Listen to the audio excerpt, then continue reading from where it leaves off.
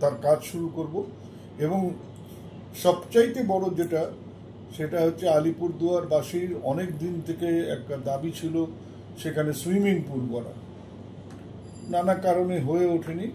সেই সুইমিং পুলের কাজও আমরা 26 তারিখ থেকে তার শুভ সূচনা করব। কাজের যে কাজ শুরু হবে সেটার শুভ সূচনা হবে আগামী 26শে জুন। অর্থাৎ বেশ কিছু কাজ যেটা ইতিমধ্যে হয়ে গেছে তার উদ্বোধন, এবং বেশ কিছু কাজ যেটা শুরু হচ্ছে তার শুভ সূচনা আমরা 26 তারিখে আলিপুরদুয়ার জেলাতে একেবারে বিকেল দুপুর 12টার থেকে সন্ধ্যা পর্যন্ত বিভিন্ন জায়গায়, শামুকতলা, আলিপুরদুয়ার শহর, মাদারিহাট, বিভিন্ন এলাকায় ঘুরে ঘুরে আমরা এই কাজগুলো করব।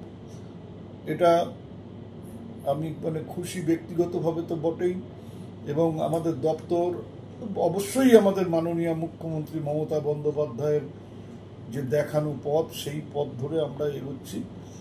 এবং আলিপুরদুয়ার শহরের মানুষ আজকের দিনে সবচাইতে যেটা বড় ব্যাপার, আগে আমরা যখন ছোট ছিলাম তখন আমরা দেখেছি যে পুকুরে গিয়ে, নদীতে গিয়ে অনেকে সাঁতার শিখত, কিন্তু আজকের দিনে বেশিরভাগ বাবা মার হচ্ছে একটি করে সন্তান, তারা ছেলে মেয়েদের ওই পুকুরে গিয়ে বা নদীতে গিয়ে বা খালে গিয়ে সাঁতার শিখতে দেয় না, অ্যালাউ করে না।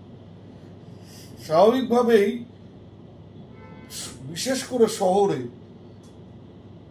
আজকের দিনে সাঁতার জানে এইরকম ছেলে মেয়ের দেখা খুব কম পাওয়া যায়। কিন্তু সাঁতার একটা শুধুমাত্র ভালো এক্সারসাইজ না, অনেক চাকরি আসে যে চাকরির ক্ষেত্রে সাঁতার না জানলে পরে হয়তো প্রাথমিকভাবেই বাদ চলে যায়।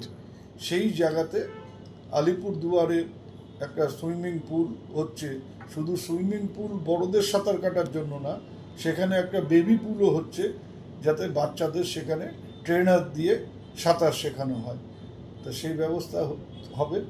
এর ফলে আলিপুরদুয়ারবাসী অর্থাৎ নতুন প্রজন্ম নানাভাবে উপকৃত হবে। আমি এটা খুশি, আনন্দিত এই কারণে যে আমাদের এই কুচবিহার জেলা, আলিপুরদুয়ার, এই জায়গাগুলোতে পাশাপাশি জায়গা, এখানে আমরা সাধারণ মানুষের, বিশেষ করে শহরের মানুষদের, যেমন আমাদের তুফানগঞ্জে আগে ছিল, কুচবিহার, দিনাটা কাজ হচ্ছে, আলিপুরদুয়ারে কাজ হবে। এটা খুব গর্বের বিষয়। গর্বের বিষয়, আনন্দের বিষয়। এবং আমাদের দপ্তর থেকে এই কাজটা আমরা করতে পারছি মাননীয় মুখ্যমন্ত্রীর নির্দেশে এবং তার দেখানো পথে। এটা আমাদের সবার কাছেই আনন্দের বিষয়।